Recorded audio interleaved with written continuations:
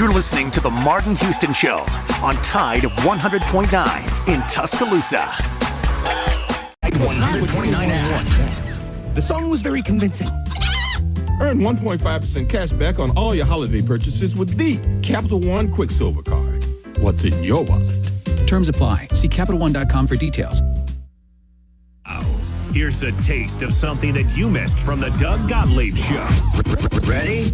I could be wrong, but I think I speak for everyone in saying something super, super cliche. Right? And the thing you really guard against in this profession is being cliche. So I try to never be cliche. I try to never say the obvious, Captain Obvious thing. And I also have tried to remove, at least on some level, the emotion of the moment. Anyway. Now, I'm sure there's people at Brown Stadium that didn't enjoy it because they were cold, or maybe because they were Steeler fans, or maybe a Steeler fan was like, yeah, but the visuals, awesome. Alabama 1st and 10 on the 12. Again, Houston. He's got a hole. He's over. Alabama touchdown.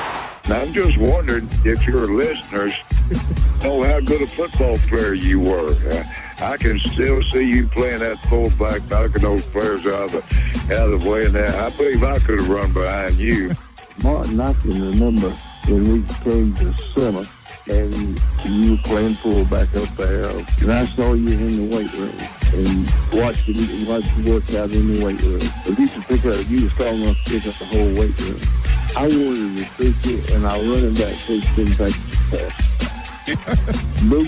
Biggest mistake we ever made. The Martin Houston Show with national championship winning fullback Martin Houston, giving you 1 hour of intense, hard-hitting analysis from an insider's perspective. It's time for the Martin Houston Show on your home for Alabama sports, Tide 100.9, and streaming on the Tide 100.9 app.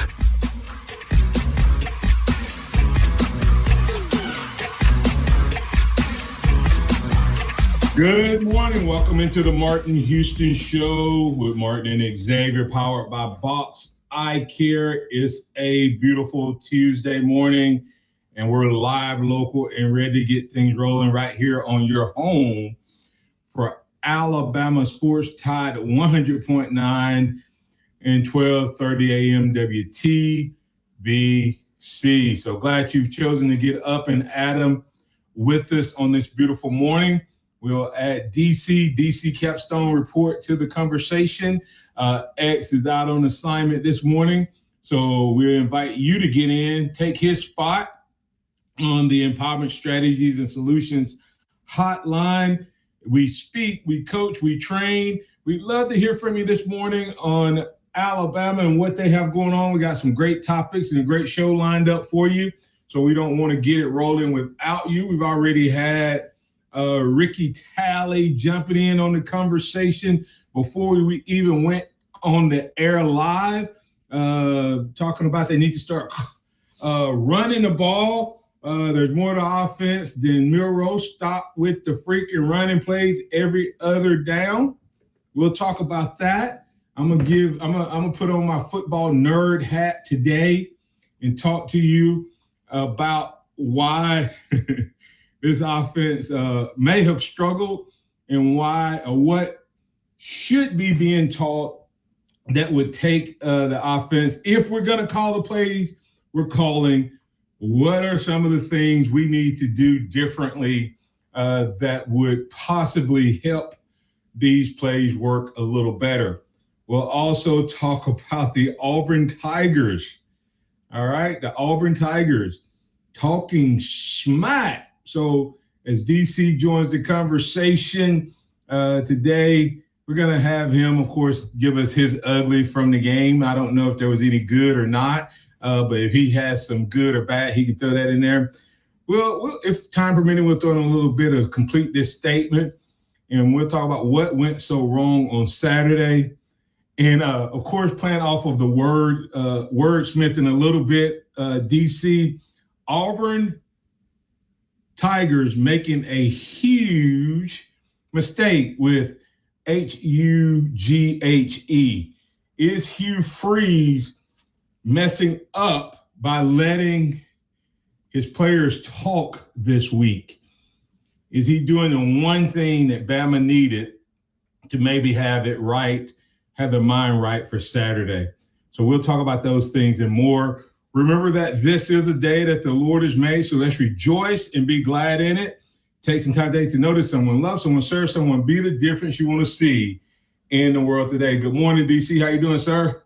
Oh, doing great. Good morning, Martin. Glad to be on this morning. Glad to have you on. DC. We normally have good, bad, and ugly. So I'll start with that. But if you have some good, you can go with that first. Well, it's weird, Bart. I was taping my podcast yesterday, and in the time that I've been doing this, which is a long time, it was the first time that I had all. Like when I got through, I thought, well, this is pretty negative. It's the first time I had all critical things to say. Good. And you know me, I'm pretty optimistic, right? But I just decided yesterday I'd be realistic at least about that game. I'm not saying we have a bad team or we have bad players, we have bad coaches, but I'm saying that within that game, we on all sides we did pretty bad. And I can go in just a little bit about it. One thing was, I just think it was frustrating. That game was frustrating. I was texting with several people during the game and watching the game, and it just was frustrating the entire time. And the most frustrating part about it was two things. One, we weren't prepared for what we were going to see, and not prepared early in the game. And then number two, we didn't make any adjustments to become prepared. Hold on, DC. And number two, number one is questionable, right? Because they had 2 weeks, and they could have put in some new stuff that we hadn't seen early in the game. So true. It looked like we weren't prepared for what we would see. Yeah. The problem is, and so maybe we were prepared for what we've seen on film, and that's all you can go off of, right? They spend all of their time all week preparing for what Oklahoma has shown. And so you and I both agree. I said the same thing. They weren't prepared, but after I thought about it a little bit, I'm like, well, maybe they were prepared for exactly what Oklahoma's done all year, what they've seen, what they've shown, etc. That's why you have to go back, and I don't know if they did or not. That's why you have to go back and look at what Venables has done at Clemson. Find some Clemson film where he played against a dual threat offense, and how he played it to be prepared. And I don't know if they did or not, but to your second point, the lack of adjustments, DC, that I'd have to say that it is bad coaching if we're now at game 11 and we have said, name one game where our original game plan did not work, and to the fans, to our eyes, there was no adjustment. Yeah, I agree 100%. That's not true. I agree 100%. You can't. What I was saying was reason I said I'm agreeing with you. I'm agreeing with you. Yeah. I'm agreeing with you. I'm just saying. I know you are, and I had the same kind of devil's advocate view after I taped that podcast. It was pretty negative, pretty critical, and so I got to think, well, maybe they were, maybe they got caught off guard by a 2-week Coach Venables. I don't want to take anything away from Oklahoma. Coach Venables did a great job of preparing his team to beat Alabama, and so I don't want to take anything away from him. But when I said they weren't prepared, I went back and listened to the coaches talk yesterday, and all three coaches said they were prepared for what they had a great week of practice, and they knew they were going to run the ball, and knew what they were going to do, knew they were going to try to take away the run for Alabama, and so it sounded like they thought they were prepared, but they weren't. But the lack of adjustments is mind-boggling to me, and this is what I meant by that. I said it yesterday on the podcast. Any reasonable person, I look at a reasonable person out there would assume this. Alabama got beat pretty handily by Vanderbilt this year. Kind of shocked them on the road. All right. Alabama got beat by Tennessee on the road. And the beat down by Vanderbilt was coming after Vanderbilt had a chance to prepare. And what I always say is I think Vanderbilt put the blueprint out there on how to beat this Alabama team, both on offense and on defense. And so when you look at the first half, first scripted plays, first half of the game, on offense, Oklahoma ran what I would consider is a quasi-Vanderbilt offense. Quarterback runs, and then also on the defensive side of the ball, they go ahead and do just a all-out statement. Hey, we're not gonna let Jalen Milroe beat us. That's exactly what Clark Lee said after the game. They had said going in, they're not going to let him beat us with his legs. We're going to take away that type of run, and we're going to do it at the expense of losing the game if he can beat us if Alabama can beat us anywhere else. That's exactly what he said. That's exactly what Oklahoma did. So here's my reasonable man perspective. You go in, just say we're right. They weren't expecting that. Alabama wasn't expecting that. I don't know why they would have been expecting that, but they weren't expecting that. All right. So what happens in the first half? You go in at halftime. You would expect that after the Vanderbilt game, you did some thorough soul searching, some introspection, some film and looks. Hey, how would we respond to this if we had an opportunity to do that? If we knew this was coming, how could we beat this area? How would we do it? How would we do it on defense? How would we do it on offense? It seems like you would study that and you'd have a response for it. So the epiphany, somebody in the coaching room, some coaching staff should have stood up at halftime and said, hey, guys, we've seen this before. Vanderbilt did it to us this way on defense, did it to us on offense. And we had that film study, and here's what we decided we were going to do. So we're going to change. We're going to make adjustments. On offense, we're going to do X, Y, and Z. On defense, we're going to do A, B, and C. We go out there and we see a different team in Alabama in the second half. That's what you would expect. But that's not – we didn't see – as if you're not I'm just baffled, we didn't see any of that. We didn't see the adjustments on offense whatsoever, and we saw minor adjustments on defense, which some of those were dictated by personnel changes due to injury.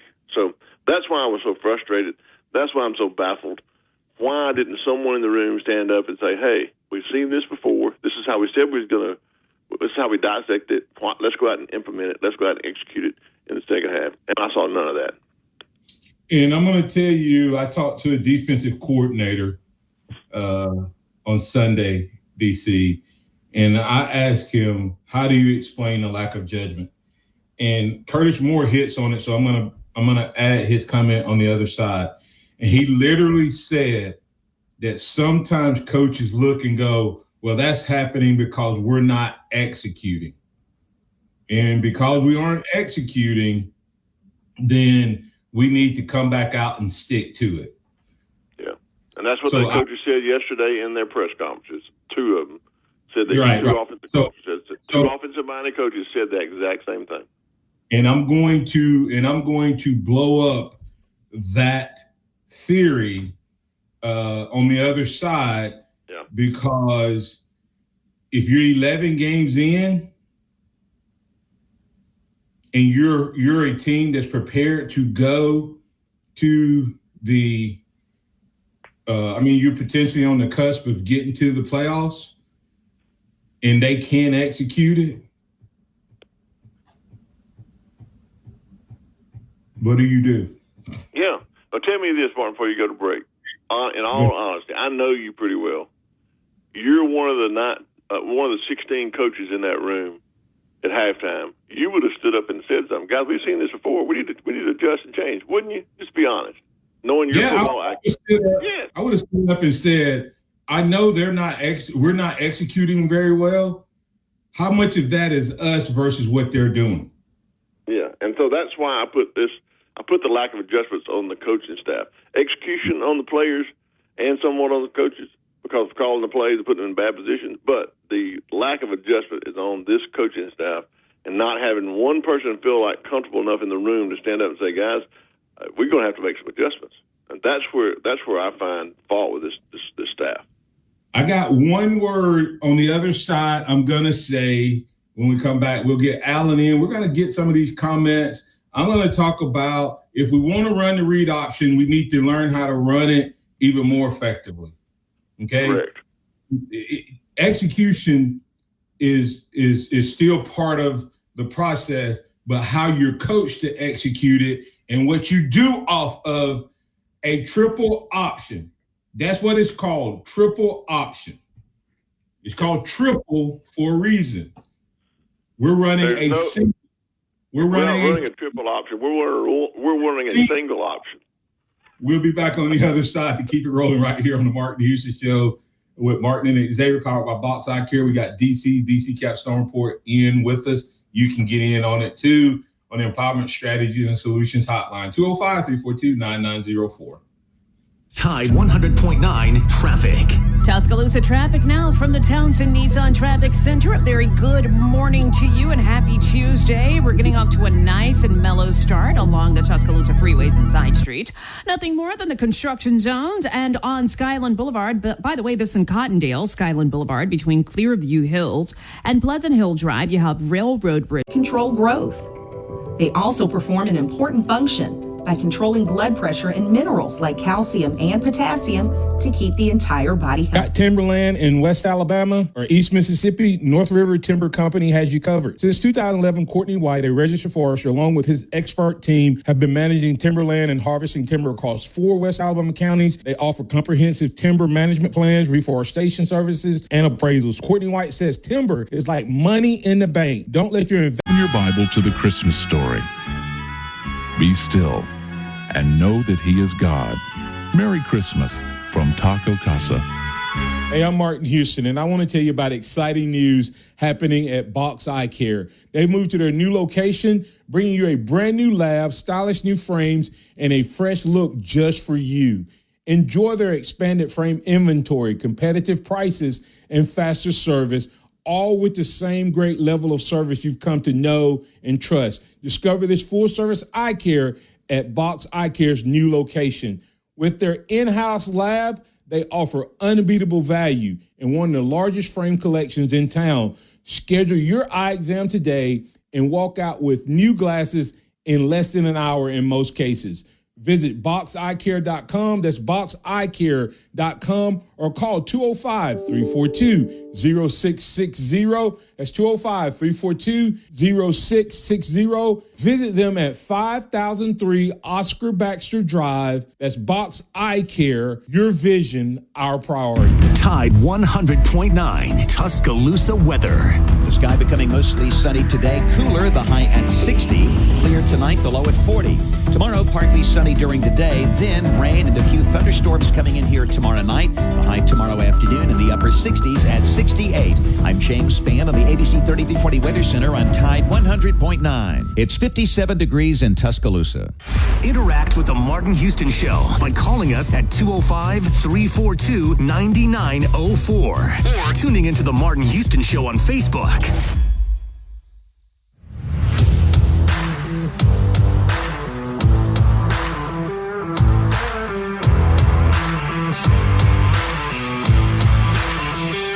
Welcome back into the Martin Houston Show with Martin and Xavier, powered by Box Eye Care. We have DC Capstone reporting in on the conversation. You can add your thoughts and comments on the live stream chat. Follow the Martin Houston Show on Facebook, or if you tune in via another, add your thoughts there and call us at 205-342-9904. I want to encourage you, if you're out there, you're looking for some great Bama gear that's going to be unique to what you have out there, is I have some Bama wintery/Christmas gear that you can find at athletesthread.com/collections/Martin-Houston. For those of you who are tuned in, you can see a couple of those items. We have caps, hoodies, and sweatshirts. And also, if your wife is going to a Christmas party and she want to rep Bama and Christmas together, have a pretty cool shirt there. Then we also have a Bama Claus shirt, which features yourself, yours truly, as Bama Claus, Santa himself, 3-5. So go check it out, athletesthread.com/collections/Martin Martin-Houston, and don't show up at a Christmas party in D.C. with an ugly sweater. So, all right, welcome back in. Got several comments we want to get to, but let's get to Alan. He's been patiently waiting. And then I'm going to circle back on this triple option. I'm going to take you to class today on how to truly run the option. Alan, you're in with Martin and DC on the Empowerment Savings Solutions Hotline. What's on your mind? Hey, good morning. Coach Saban's first season, I think what was he, 8-4 or something like that? I mean, 8-4, 8-3? 7-6. What was he? 7-6. Okay. So, and I understand that this team has a lot more talent than what Coach Saban did. I do understand that. But to me, it seems like I'm going to say this, Alan. I'm going to say this. But the other teams, and not making an excuse for this staff, the other teams have a heck of a lot more talent than the teams that were on our schedule that year. Oh, that's true. That's true. But also, you get to the point where we got the NIL going on and stuff like that, and we get to the point where the name on the back of the jersey has to be, the name on the front of the jersey has to be more important than the name on the back of the jersey. And to me, it seems like to me we have no leadership out there. We seem like like we get down and like we expect these teams when we go to their home field or where we play, even at home, these players to roll over and play dead for us. And people circle this game on their schedule. Hey, we're playing Alabama. And that makes their season, that makes their career, that makes them talk to 3 years from now when they're talking about their grandkids, they're pulling up on YouTube. Look what I did against Alabama. They're not doing it against Auburn. They're not doing that when they're playing somebody like not A&M, somebody like let's say UAB. They're playing Alabama, and Alabama has to realize they get in the A game every time they go out. Their name on the front of that jersey has to be way more important than the name on the back of the jersey. Put it this way: how many games have the opponents rushed the field against Alabama this year? All of them that they lost. There we go. When was the last time you seen Alabama rush a field? I've never seen it. That's the point. That backs up your point. So, DC, your thoughts? Thanks, Alan. Oh, I agree with Alan 100%. And that is the reason that I know you're going to talk about later in the show, but that is the reason you're hearing all the chirping and the talking come from Auburn. They're completely confident that they're going to come into Bryant-Denny Stadium and kill us because they don't feel like we're playing with heart. That's the one word that we don't have. We're not playing with heart. We're not playing with passion. We're playing as individuals and not playing as a team. And that's what happens when you have that mindset. DC, is it possible that the fans have played a bigger role this year than at any time in a long time? Because we have seen things go bad at home, South Florida, South Carolina, and we've seen this team respond. We've seen things bad on the road, and we haven't seen any response. So have the fans potentially played a bigger role this year than we even have given them credit for? Because maybe that external juice by the fans have helped. Yeah, I think Tyler Booker talked about that. He was on one of his shows earlier this week on Monday, and he said that the team worries about and relies on external factors too much, and I think that's what he's talking about. We get confused, get conflicted and confounded by it on the road, and then we rely on it. We don't have the fans to back them up when they're in. And it used to be Alabama would go in on the road, and they would feed off that. They'd feed off that energy of the crowd to as Coach Saban would say, let's make the stadium leave like we did at LSU this year. That was their goal. And that doesn't appear to be the same kind of motivation they have now. They require on some kind of external factor to get them other. And I think maybe the players at home are more comfortable playing at home than they are on the road and worry more about playing on the road. Those external factors do make a difference for this team. Yeah, and we have a type that we're not really that good against, okay? Yeah. Our 3 losses, and here's the point to the Alabama losses. We've lost to 2 teams that were underdogs and less than 500. typically less than 500 and right around the 500 school when they're at their best, talking about Vanderbilt. Mm-hmm. And then we lost to Tennessee, who had not, when we went into the game, Tennessee had not scored a touchdown in the first half in 3 games. And then we came out in the second half and they realized, why are we not just running the ball at this team? Georgia came out and made the mistake and tried to beat us with the pass. Mm-hmm. I think had Georgia came out with a different approach, and I think if we were to have played Georgia again at some point, if we had held up our end of the deal, I think they would have came out and made us stop the run. So that's the concern for me, DC, is I understand that we have a new coaching staff. Someone earlier in the conversation, Jason Rutledge said if somehow Coach DeBoer lose Auburn as a player, where does this coaching staff and even AD stand heading into the following season? AD is good with Nate Oates hired, but this game is a defining moment. I'm not at that point. I think DeBoer is a really, really good coach. And I think we need to understand what DeBoer inherited. I'm not making excuses for him at all, but I want everybody to understand Nick Saban put DeBoer in this spot. Let's understand Nick Saban retired when everybody else's roster was closed except for Alabama's. When everybody's roster was closed. So he opened up this roster to be poached and for guys to re-enter the portal. Okay? That started with Coach Saban's the late decision to retire. Then DeBoer had to get coaches, not from who he necessarily would have hired, but from what was out there that he could convince to come. And some of those coaches were really good. Some of those coaches, DC, are replacements. And 2 of the biggest replacements that we've had would probably be 2 of the areas we've seen the least consistency out of: O-line play and play calling. Okay? Right. Sheridan was not his first choice, and Coach Cap was not his first choice. Huff knows how to coach this system from an offensive line standpoint and how he loves to set things up, et cetera.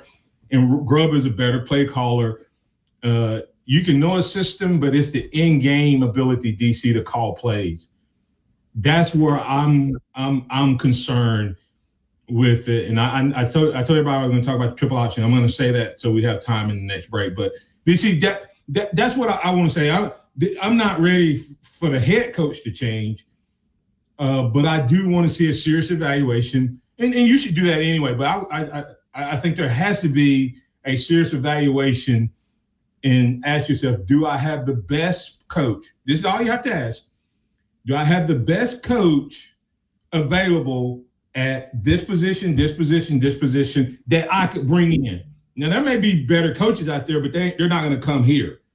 But is there a guy out there that I could bring in that fits my team, fits my chemistry, fits my system, and could do a better job than who I have? If that is the case, you have to at least evaluate that. I agree 100%. I was gonna say those exact same things. I'm not down on Coach DeBoer. I think he's a great coach. I think he has a great future at Alabama. But if you look at the 2 hires that he was forced to make when everybody else already had a job, that is the weak links in this team. You see, the whole staff was that way. Yeah, I know, but the whole staff was that way. But I'm talking about there was two that had to go. I know, but there was 2 that he had to go and make a quick decision on late after he thought he had people in place. Correct. And so what I'm saying by that is they're the 2 that he needs to really do an evaluation. And when you look at that, I'm not blaming him, and I'm really not blaming Coach Cap. Every one of those linemen that are not executing were recruits by Saban, except for Vandermark. Every one of them, and so he's having to play the cards he was dealt with, and they may not be the type that fit into the scheme that he wants to run. Same way on some of the offense. Give him a chance to get his players in, get coaches in. But if you don't do a very thorough examination of your at least those two coaches, and see if there's something better out there. Then I think you're doing a disservice to yourself and your staff and your team. DC, and I'll close with this statement before we get to break. We still have a left tackle who does not get slide protection. Yeah. Alabama didn't teach him how to do it all last year, and undoubtedly they still can't teach him this year. There was one play where we had 5 linemen block 2 men and left a 290-pound defensive tackle or end, whatever position you want to call him in today's scheme, on Jam Miller. We double team. He stepped down to double team a guy that Booker had and help out when there was a guy right on his shoulder. And then it was 3 linemen blocking 1 on the other side, and they still got to the quarterback because they left Jam Miller. Now, that's execution. That has nothing to do. There is no possible way that Alabama has a protection that if there's 3 down linemen, that the 5 linemen block 2 and the running back is left on 1. That's the type of stuff that has to be corrected. Bam Bam 72 said, imagine if OU had been fully healthy, man, they could have hung 50 on us. Bam Bam, it doesn't work that way. I think the fact that they were down probably didn't require the level of focus that a championship team has to put in. And they assumed that the name on the front of the jersey was going to be enough to beat a Oklahoma team. So I don't look at it. You can't ever look at it that way. But and I would disagree with that. That is absolutely not correct. That I don't think if anybody made an adjustment, it was the defense that made some sort of adjustment in the second half. You can look at the production. You cannot put 2 of those touchdowns on the defense. No, you can't do that. 2 of those touchdowns they scored was absolutely on the offensive turnovers and had nothing to do with the defensive play. I will argue that. I will argue that point. But for anyone, this was an offensive lack of production execution problem, and Alabama should have won that game based on the offensive production that we can put up. There's no way that we let 24 points beat us in a game. That's the point. And now I tell you, we wasn't going to stop Oklahoma at all. We never stopped them defensively. We never got going offensively. I'll tell you why on the other side. Tide 100.9 traffic. Tuscaloosa traffic now from the Townsend Nissan Traffic Center. A very good morning to you and happy Tuesday. We're getting off to a nice and mellow start along the Tuscaloosa freeways and side streets. Nothing more than the construction zones and on Skyland Boulevard. But by the way, this in Cottondale, Skyland Boulevard between Clearview Hills and Pleasant Hill Drive. You have rail Anthology with 35 tracks on CD and vinyl. Only at Target. Visit the pharmacy at Midtown. That's the pharmacy at midtown.com. TJ and his team are looking for the opportunity to provide you with great services, including compounding, home delivery, and a whole lot more. If you're looking for a great pharmacy that'll take care of all of your needs, including wellness classes, including health, and more, that's the pharmacy at Midtown. Call them at 205. Ready to level up your career? Text DISH to 44043 now to dive into a world of exciting technician opportunities at DISH. From cutting-edge technology to a supportive work environment, DISH offers the perfect platform for your success. Connect with us today to discover how you can be part of a dynamic team driving innovation. Connect today and join the DISH family, where innovation meets opportunity. Text DISH to 44043 to kickstart your journey towards a rewarding career. To let this moment pass us by. Message and data rates may apply. You may receive up to 4 messages a month, and you may text STOP to stop. This message furnished by the National Association of Broadcasters. Dixie Battery Supply takes care of all of your battery needs. Find the commercial batteries you're after and never feel powerless again. Come check out our Northport and Tuscaloosa locations or call us at 205-758-9190. And once again, power up all your devices by using Dixie Battery Supply, DixieBatterySupply.com. They offer reconditioned batteries starting at $39.99, and you will find all the batteries you need. And don't forget to ask us about our golf carts. That's DixieBatterySupply.com. Keep it locked into Tide 100.9 for more of the Martin Houston Show with Martin Houston and X's and O's Sports' Xavier Houston. From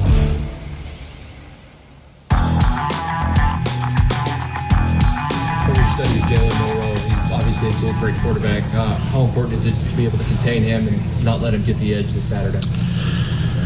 It's going to be real important, this game. I would say, he is a good quarterback. He's fast, but, he's not faster than me. I'm pretty just that. Like, he will not get out that box this week, and that's something I'm going to have to work on all week this week at practice, and something that some of the guys are going to have to help me with.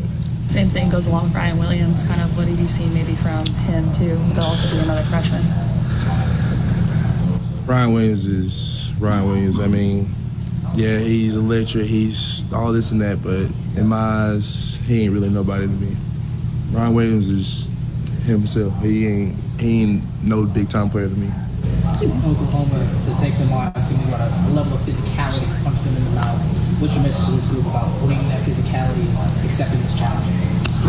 I would say seeing that game, the results after that game, it just kind of just like, this team is really beatable, and I was just telling the team, like, bro, y'all don't take this team as like this. They're beatable. Like, we still got something to fight for. You know what I'm saying? So, going into this game, I'm just gonna be balls to the wall every time. Cause like I said, Bama is a big rival team. Every rival team I played, I never lost to, and I will not lose to Bama while I'm here.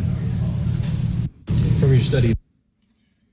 All right, and then the other freshman, the wide receiver freshman, said the following: Cameron.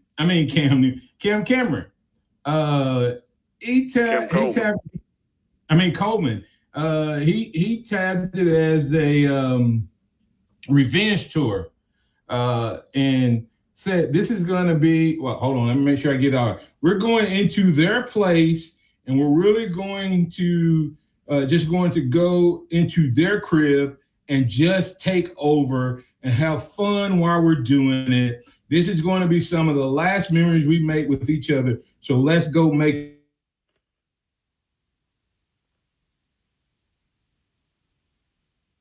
Hugh Freeze making a big, a huge HUGHE mistake. Why would you let your freshman get out here and start talking about this game, okay? And running his mouth and running them out. This Alabama team was probably dejected. Now, someone earlier in the comments, I think it was Bam Bam 72 said Alabama shouldn't have to be pumped up to play Auburn. Hey, listen, let me tell you something. This game means more to Auburn than it does Alabama from a player standpoint. I'm sorry. That has become the case. Because we are a national recruiting powerhouse, and we've been that way for the last 17, 18 years. That's why Nick Saban never, listen to me, everybody, Nick Saban never beat a good Auburn team. He never beat a 9-win Auburn team. Let that sink in, DC. And the reason that is this was not Nick Saban's rivalry game. He never thought of Auburn as a rival. He never thought. He always thought of LSU as his rival. I can be honest. I can tell you that now. He's not coaching any longer. But neither did Coach Bryant. But he didn't. He still beat some good Auburn teams. My point I'm trying to make, DC, is this. But the Auburn guy, they recruit Alabama guys. They recruit who understand the nature of this rivalry. That's why no matter when we play in their place, they play us really, really good. They do. And have said us. Even when there is zero reason for them to have, they could have come in here. Man, I would have took my team if I was Hugh Freeze and said, guys, let's sunshine pump Alabama.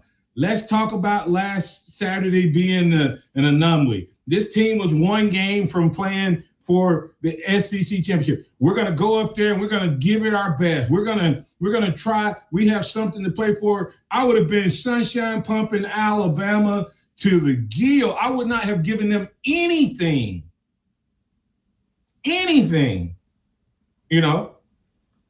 for them to build on and to motivate them. I don't know if this team needed it. I wish and hope they don't, but I don't know. after what I saw last week. I'm not saying this team didn't need this bulletin board, but it was the worst thing that Auburn could have done as far as motivating Alabama, DC. I agree 100%. I think this Alabama can turn this around, and if Tyler Booker is correct and they need these external factors, this is another external factor that they can use against them. I don't know why Auburn would do this, except we always said we always gave Coach Saban the credit. Nothing was gotten out there unless he wanted it to, unless Hugh Freeze has said it's okay for y'all to do this, and he knows that his team needs this type of motivation internally in order to get up for this game on the road. Maybe that's what they need. Maybe his team has a fractured locker room or issues inside that we don't know about. That is the only reason that you would leak out this type of stuff if it's going to help your own team. That's the only thing you feel like help your own team. And I don't see how that overrides the fact of how much it could help Alabama. But you're right. Talking this big is a lot of confidence, and coming in here, they're going to play with that swagger. They're going to play with that confidence. And we don't do well against teams who play with confident physicality, and we're going to have to weather that in the first quarter. I said on my podcast yesterday, Auburn can come in here with that kind of confidence, and if Alabama plays the way they did and executes the way they did against Oklahoma, we can be beat in Bryant-Denny. They're correct about what they're saying. The question is, which team Alabama is going to show up? Are we going to get up off the canvas and play our game the way we know we can play, like we did against other teams this year? Or is it going to be the other team that shows up that withdraws into their shell and lets the other team beat us? And by the way, somebody needs to tell Riddick that Georgia is an Auburn rivalry. But anyway, and so I guess he didn't play in that game. But here's the question before we get to a caller from Chattanooga, Jerry. DC, just hold on to this thought. Oklahoma was down to their 6th, 7th, 8th, 9th, and 10th receiver. How did we come out with a 3-3 scheme? I mean, they had, and we were still running it at the end of the game. We were still not. We have to put 8 in the box and make him beat us last week, and we better put 8 in the box and make Thorne throw the ball. If we come out and we do not have the box loaded 7 or 8 every time until they are out of the game, we are going to get beat Saturday. Yeah, and I said that again this week after that game. The criticism I had of the defense was that we didn't come out with a game plan to stop the run and to put 8 in the box and make them beat us throwing the ball. We had too much confidence in our scheme instead of coming out and making adjustments and changing before the game starts because you knew what they were going to do.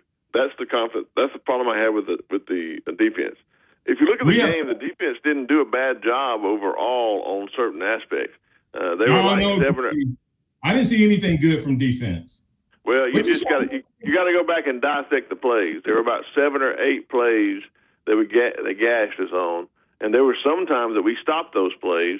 But it's a whole scheme thing, and we are too dependent on schemes than we are dependent on putting their players in the best position to make plays. We could have done a lot better if we'd have had an 8 in the box or 9 in the box. The quarterback ran the ball 31 times, and we still haven't made him give it.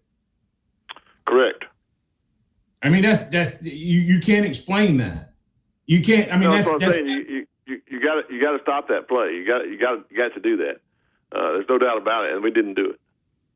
All right. Hey, Jerry, so I don't have to cut you short, I'll just put you in on the other side. Jerry from Chattanooga coming up next. Tide 100.9 traffic.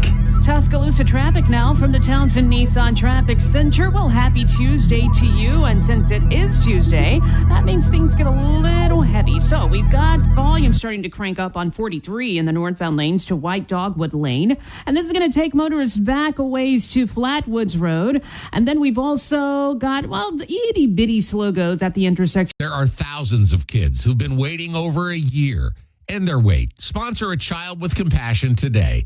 Just text the word radio to 83393. Houston Hydrosteam. That's Houston Hydrosteam. Quality work you can stand on. Whether you're looking for carpet and upholstery cleaning, oriental rug cleaning, residential or commercial water damage, and a whole lot more, you need to call Houston Hydrosteam at 205-553-9460. For the magic of the season, and there's free shipping when you spend $35. Save more on gifts with Black Friday deals. Happier holidays from Target. Restrictions apply. Taco Casa, quality, taste, and value under the biggest cactus in town. They've been doing it the right way each and every day for 50 years and counting. If you're looking for a great option for lunch and or dinner, then you need to check out Taco Casa. Taco Casa, and while you're there, don't forget to get a big glass of that sweet tea. Or Town Square Media Tuscaloosa radio websites. Fill out the Advertise Here form. Put the power of Town Square Media to work for your business. Welcome back to the Martin Houston Show, the sound of Bama sports. Your show, your team, on your home for Alabama sports. Tide 100.9 and streaming on the Tide 100.9 app. Welcome back to the Martin Houston Show. Martin and Xavier, powered by Box Eye Care. We got DC Capstone Report in with us. We have Jerry from Chattanooga wanting to talk about the Alabama's attitude for the Auburn game. Jerry, take it away. Yeah, I was just a first-time caller, by the way, so excited to be on here. Man, glad to have you.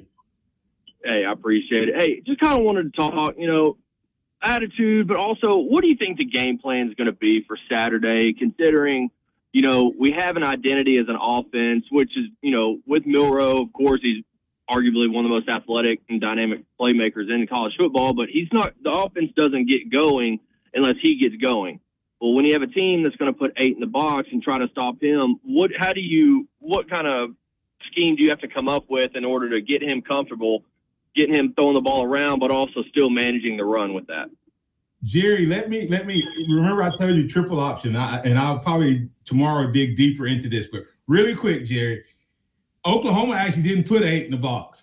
What Oklahoma did was make us think they were taking the dive away by crashing the defensive end down. But they had everybody else on that defense playing Milroe and only Milroe, okay? It is we call it read option in today, but it's really a triple option. And the triple option can either be another running back coming in motion or but the first cue of a option team, Jerry, is you give it to the running back and make them take the dive away, okay? But what you have to do is you ride the mesh. We pull it. Jalen is pulling the ball way too fast. Ride it. Watch guys who really know how to run this thing. They ride it, and they get the entire defense to commit to the dive. We put it in there and then immediately pull it because the guy starts to come down, right? Then just think about this. What's the options on the triple option? You can have a receiver. You can have a running back coming with the quarterback. You can have a receiver standing out on the flat, or you could send a receiver downfield like Auburn did us many moons ago, right? We are running the option, but we don't have. First of all, we never give it on the dive because we think they take it away. And I had a defensive coach tell me, he said, Martin, even when you play the dive, that running back, because he's going forward and the defensive end is coming from the side, he's going to get 3 yards if he's a decent running back. If he's really good, he may get 5. Remember what Vanderbilt did to us? When we took the dive, how many yards did they still get, Jerry? 3 to 4, maybe 5. Right? And so they kept having 3rd and what? 1. Yeah. But we don't give it. We only, if you take it away, Venerable saw that if you make them think that the dive is not there, their only other play is to run Jalen. They don't have the triple piece of the option. At that end, where you can either pitch it, toss the screen, out in the flat, or send the receiver deep. If we had sent the receiver deep, that cornerback was flying up to hit Jalen. Yeah. And that's the thing is I felt like at some point I was hoping we would have made an adjustment mid-game because he was, that option was coming out. We had tied in on a couple out routes and they were coming up against, in the middle of the field wide open. I was thinking, well, maybe Jalen's going to be able to fire it down there, but it seemed like we didn't have time. We didn't have time. So what do you do? What do you do, DC, when the quarterback doesn't have time because the offensive line and the team is blitzing? What do you run? Screen or draw? Either one. I mean, instead of the crazy screen that we ran. Remember, we ran a screen with 15 different iterations to it versus just running a regular screen to the running back. Right. Jerry, you have to call back, man. Yeah, that was great. That was a great question. Great question, Jerry. And let me ask you this, Martin. What formation do you attack that if they're trying to take away the dive play? What formation do you use to counteract that we ran before for a long run against LSU, but we didn't see it in this game? You put two backs in the backfield. That way, right. They don't know which back. They don't even know which back is your dive person. Then you occupy the whole line of scrimmage, looking at different people, and we didn't even do that not one time in this game.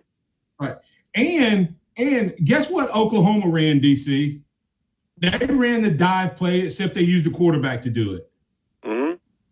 They would fake it to the running back. Their option was their read option was get them to flow with the running back on the outside run and then let the quarterback pick his lane. What did we run against? That's what we did against LSU.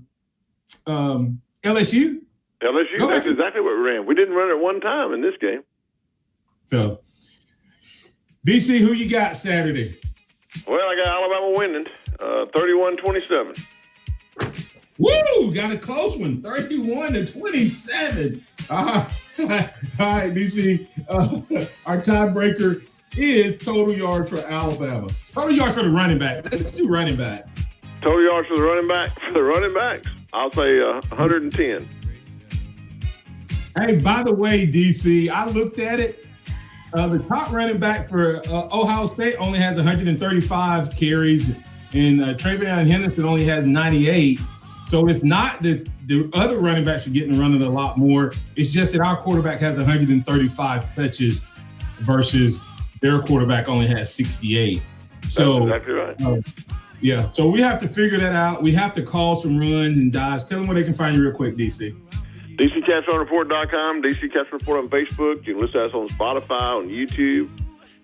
Just glad that everybody keeps listening to our podcast. It makes us feel good every time we see all those likes and listens. Thanks.